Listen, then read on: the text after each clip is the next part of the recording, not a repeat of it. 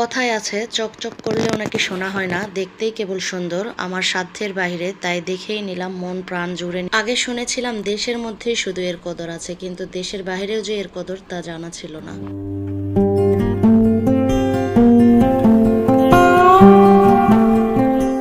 আসসালামু আলাইকুম সবাইকে, সানজিদাস ডেইলি ব্লগ থেকে সবাইকে আবারও নতুন একটা ব্লগ দেখার জন্য আমন্ত্রণ জানালাম। এত দ্রুত তাড়াতাড়ি করছি কেন জানেন? আজকে একটা স্পেশাল জায়গায় যাব, তাও আবার স্পেশাল মানুষের সাথে। আর এই যে পানি ছাড়াই ভেন্ডি ভাজি করে নেব। আপনারা যদি এই রেসিপিটি পেতে চান তাহলে কিন্তু সানজিদার রান্নাঘরে যেতে হবে।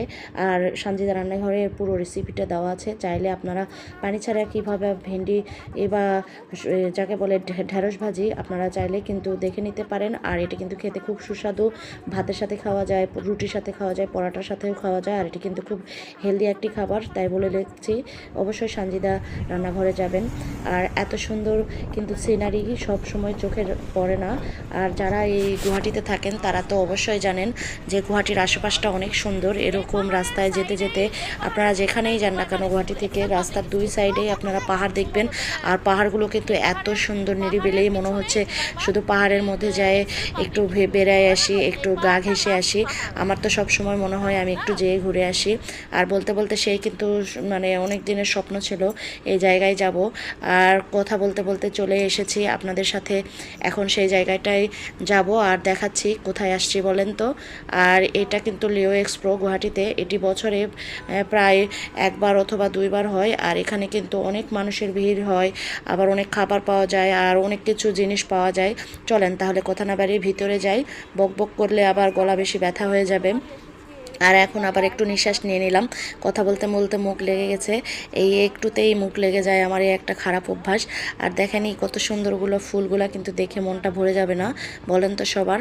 আর যখন এই সন্ধ্যা হয়ে যাবে তখন এই লাইটগুলো, বাল্বগুলো জ্বলবে, তখন কিন্তু কালারফুল লাইট আরও ভালো লাগবে, মনে হবে সব জোনাকি পোকা এখানে ঘুরে বেড়াচ্ছে। আর আমার এই যে আর একটা প্রজাপতি, সে টিকিট কাউন্টারে গেছে। আমরা এখন লিও এক্সপ্রোতে যাব, ভিতরে যাচ্ছি।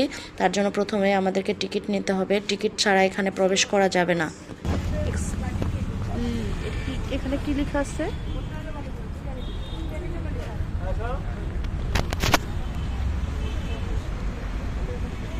আমরা এখন লাইনে আছি, লাইন ধরে ধরে যেতে হবে। এখন আমরা ভিতরে যাচ্ছি, আর ভিতরে যাওয়ার জন্য একটু 1 থেকে 2 মিনিট অপেক্ষা করতে হবে, কারণ বাউন্ডারিটা একটু দূরে আছে। আর এই যে মাথার উপরে যে জালটা দেখছেন, কি মনে হচ্ছে এটা একটা কোনো জাল? না বাবা, এটা জাল না, এটা খুব সুন্দর লাইটিং স্পেস করেছে তারা। আর লাইটগুলোর যখন সন্ধ্যাবেলা তারা চালু করবে খুব সুন্দর লাগে। আর আমার এই যে বাটারফ্লাইটা একটু এদিকে নাড়াচাড়া করছে, ওইদিকে লাফালাফি করতেছে, দেখতেও ভালোই লাগে, ওকে দেখলে মনটা শান্তিতে ভরে যায়। সব বাচ্চারাই কিন্তু এরকম হয়। আর এই যে বলতে বলতে কিন্তু ভিতরে প্রায় চলে এসেছি। এত সুন্দর ভিতরে ঢুকতে এই যে পেন্টিংগুলো আমার চোখে পড়েছে, মার্শাল্লাহ, মনে হচ্ছে সবগুলো বাসায় নিয়ে আসি আর বাসায় নিয়ে এসে ঘরের মধ্যে লাগিয়ে রাখি, কিন্তু এতগুলো তো নিয়ে আসার সম্ভব না। আর এদিকে ওইদিকে আপনাদেরকে একটু পাশগুলো ঘুরে ঘুরে দেখাচ্ছি। আর খুবই অসাধারণ, আর জিনিসগুলো দেখে কিন্তু মনটা ভরে যায়। সবচেয়ে এটা আকর্ষণীয়, কি বলেন আপনারা? আমার দেশের পণ্য, আবার তাও আবার বাইরের দেশে এরকম সেল হয়, দেখেও তো শান্তি লাগে, নিজেকে মানে নিজের বুকটা গর্বে ফুলে যায়। জামদানি শাড়ি তাই মনে হচ্ছে। এরপরে চলে আসলাম আর একটা স্টলে, এখানে সব শুধু 3 পিস, পাকিস্তানি 3 পিস, তারপরে ইন্ডিয়ান 3 পিস, আরও বিভিন্ন দেশের 3 পিস আছে। আর এই 3 পিসগুলো দেখতে কিন্তু অনেক সুন্দর, রিজনেবল প্রাইসে পাওয়া যায়। এরপর যে বিখ্যাত জায়গায় চলে আসলাম, এটা আমি প্রথমেই ভিডিওর ক্যাপশন মানে দিয়েছিলাম, সিরামিক্স।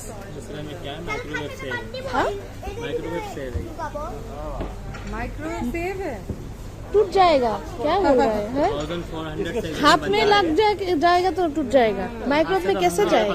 हाँ ले सकते हैं आप, नहीं नहीं, वो एक्सपेंसिव भी है, थोड़ा तो कम करना चाहिए ना। 1400 नहीं, स्मॉल साइज।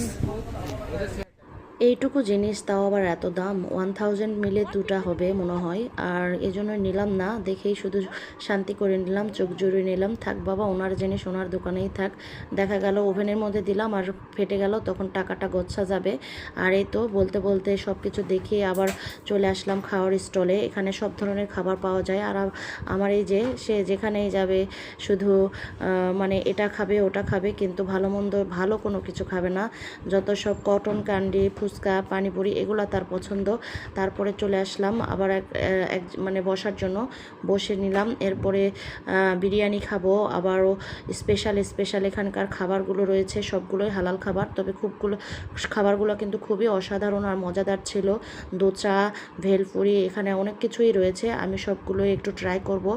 আর এই যে এখানে কিন্তু আবার দোসাও বানিয়ে দেয় একদম সরাসরি। এরপরে আবার সেই আমার প্রিয় শাড়ির স্টলে চলে আসলাম। আমাদের দেশের বাংলাদেশের ঐতিহ্য জামদানি শাড়ি, এই শাড়িগুলো কিন্তু খুবই সুন্দর। আপনারা যারা ভিডিওতে দেখতে পাচ্ছেন আসলেই কিন্তু অসাধারণ। আমার দেশের পণ্য বলে কথা, নিশ্চয়ই তো সুন্দর হবেই। আর দেশের বাইরে তারা এখন এভাবে সেল করছে, এটা তো দেখে আমার খুবই ভালো লেগেছে। আমি মামাদেরকে বললাম, মামা আপনাদেরকে অনেক থ্যাংক ইউ, আপনারা যে দেশের পণ্য এভাবে নিয়ে এসে বাইরে সেল করেন, এটা তো আমাদের জন্য গর্বের বিষয়। আর আমি শাড়িটারি নিলাম না, একটু ঘুরে দেখলাম, কারণ আমি অলরেডি আমার কাছে অনেক কয়টা জামদানি শাড়ি রয়েছে, এই জন্য আর নেওয়া হলো না। যাই হোক, তারপরে আবারও বলতে বলতে চলে গেলাম আর এক জায়গায়। এরপরে চলে গেলাম আসামিজদের যে স্টলগুলো, এখানে সবগুলো বেতের বাঁশের দিয়ে তৈরি আর বেত দিয়েও তৈরি, এবং জুয়েলারি, শাড়ি সব আসামিজ প্রোডাক্ট। এগুলো কিন্তু অনেক সুন্দর আর নামকরা। এরপরে সব স্টল ঘোরা শেষে, খাওয়া দাওয়া শেষে আমরা আবার চলে যাব, যেহেতু রাত হয়ে আসছে, কারণ বাসায় ফিরতে হবে। পরের দিন তো আবার নতুন জীবনযাপন শুরু হবে। সবাই ভালো থাকবেন, আজকে এ পর্যন্তই, আল্লাহ হাফেজ।